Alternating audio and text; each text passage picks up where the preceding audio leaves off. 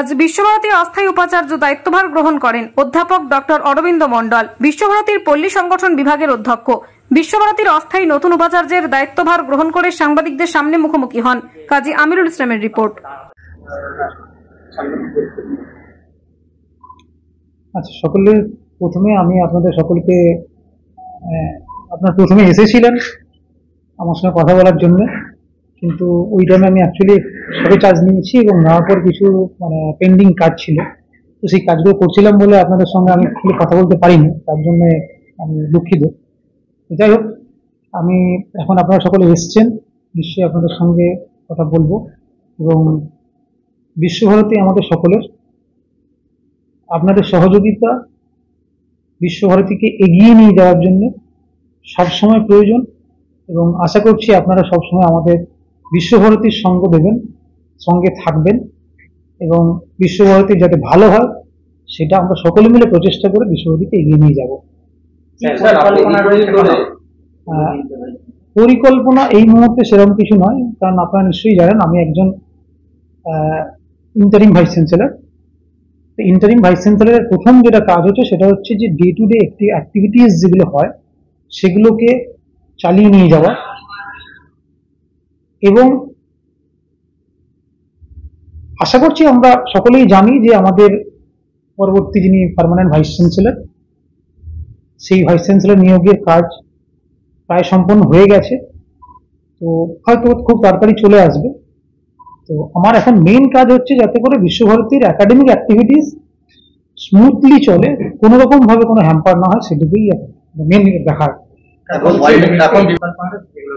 সেইগুলো নিয়ে অবশ্যই ওয়ার্ল্ড হেরিটেজ যখন হয়েছে, ওয়ার্ল্ড হেরিটেজ থেকে রক্ষা করা এটা শুধু বিশ্বভারতীর নয়, সকলেরই দায়িত্ব আমাদের।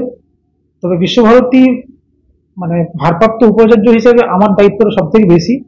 নিশ্চয়ই আমি সেটাকে দেখব যে ওয়ার্ল্ড হেরিটেজ সেক্টর যেটা আছে সেইগুলো কোথায় কি অসুবিধা আছে না আছে সেটা নিশ্চয়ই আমি দেখব, কথা বলবো এবং তাকে ঠিকভাবে রক্ষা করার দায়িত্বটা যখন আমাদেরই, নিশ্চয়ই সেটা তো অবশ্যই আমরা দেখবো। এইটা আমিও ফেস করেছি, আমি শুধু নয় সকলেই আমরা ফেস করি। যেটা বললাম যে এটা বিশ্বভারতী আমাদের সকলের, তাকে বাঁচিয়ে রাখার দায়িত্বটা আমাদের সকলের। তো আমি দেখব যে স্থানীয় প্রশাসনের সঙ্গে কি কথাবার্তা হয়েছিল, কিরকম ইনস্ট্রাকশন এসেছিল, সেগুলো দেখব, দেখে নিয়ে তারপর আমরা নিশ্চয়ই ওটাকে কিভাবে ওই জায়গাটাকে ফ্রি রাখা যায় নিশ্চয়ই সেটা আমি দেখব। কিন্তু আমাকে দেখতে হবে যে কতটা কি কথাবার্তা হয়েছে সেটাকে আমি জেনে নিই, যদি হয়ে থাকে ভালো, যদি না হয়ে থাকে আমরা নিশ্চয়ই ইউনিভার্সিটির তরফ থেকে ইনিশিয়েটিভ নেব। প্রক্রিয়া কতদূর বলতে ইন্টারভিউ হয়েছে এইটুকু আমরা জানি, এইটুকু অবধি আমরা সকলেই জানি ইন্টারভিউ অলরেডি হয়ে গেছে। স্যার বলছি, কোভিডের পর থেকে প্রাক্তনী উপাচার্য ছিলেন চক্রবর্তী, ওনার আমলে আশঙ্কাটা প্রচুরভাবে বন্ধ হয়ে গেছে, পর্যটকরা যদি আসেন দেখতে ঘুরতে পারেন না, এমনকি সাংবাদিকরা চিন্তা ভাবনা রয়েছে আপনাদের খোলার বিষয়ে, যেহেতু রবীন্দ্রনাথ সকলেই তো আসেন আবেগ নিয়ে দেখতে পর্যটকরা।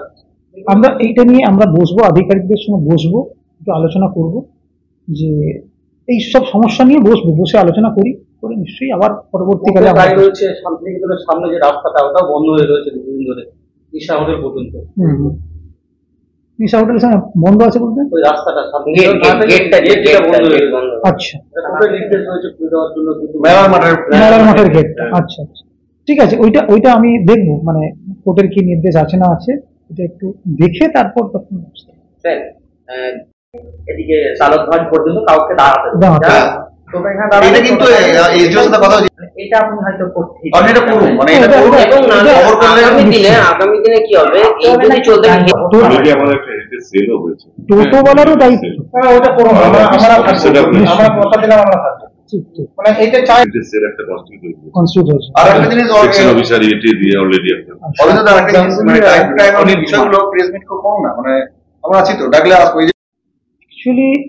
ভাইস চ্যান্সেলর পদটা হয়তো সেরকম, কিন্তু আমি নিজেকে মনে করি একজন বিশ্বভারতীর একজন কর্মী।